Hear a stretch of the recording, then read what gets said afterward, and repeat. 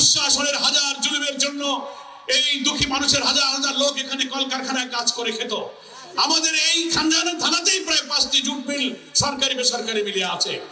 আমরা আমফিল, আলিম, ইস্টার্ন, মচেন জুট মিল, জুট স্পিনার্স, একে একে সোনালী, এজাক্স যা কিছু বন্ধ হয়েছে, আমরা মনে করি সরকারের পদক্ষেপ নিয়ে হয় আপনি এই মিলগুলো চালু করেন, মালিককে ডেকে তাদের বকেয়া পাওনা দিয়ে দেন, না হয় সরকারি অনুদানে মিল চালু করার ব্যবস্থা করুন।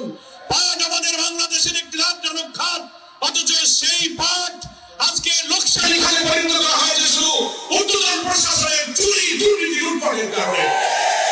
শ্রমিকেরা দায়ী না, জনগণ দায়ী না, দায়ী হলো যারা এটা চালায়, তাদের চুরি, তাদের দুর্নীতি, তাদের লুটপাট। ফলে মিল এবং বিলের এই সমস্যার জন্য আমাদের আমিরে জামাত এখানে উপস্থিত হয়েছেন।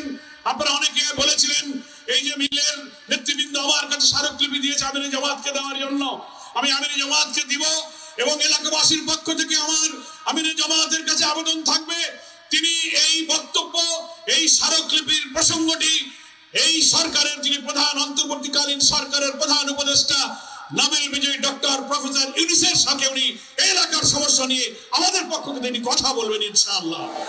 আমি আপনাদের কাছে আরেকটি কথা বলে বিদায় নিতে চাই, কারণ আমিরে জামাতি আমাদের আজকের এই অনুষ্ঠানের মূল বক্তব্য দেবেন। আমরা এই ফুলতলা ডুমুরিয়া একটা সন্ত্রাস কবলিত অনুন্নত অঞ্চল ছিল। 5টি বছর আপনারা আমার উপরে জিম্মাদারি দিয়েছিলেন। আল্লাহর রহমতে আপনাদের কাছে কৃত ওয়াদা অনুযায়ী সেই সন্ত্রাস মুক্ত ডুমুরিয়াকে সন্ত্রাস মুক্ত করে একটি শান্তির জনপদে আমরা পরিণত করেছিলাম।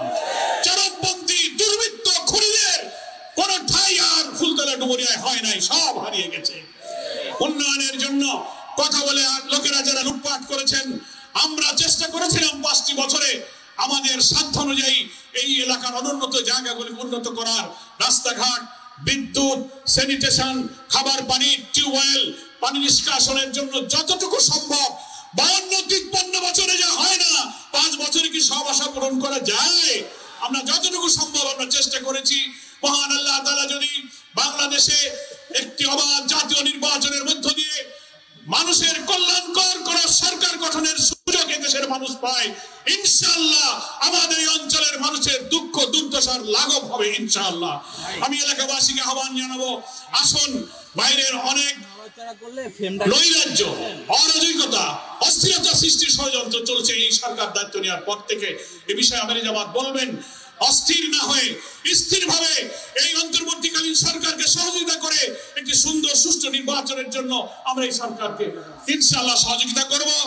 আজকের এই সম্মেলনে হাজার হাজার মা বোনেরা সকালবেলা এখানে এই পাশের প্যান্ডেলে কষ্ট করে উপস্থিত হয়েছেন।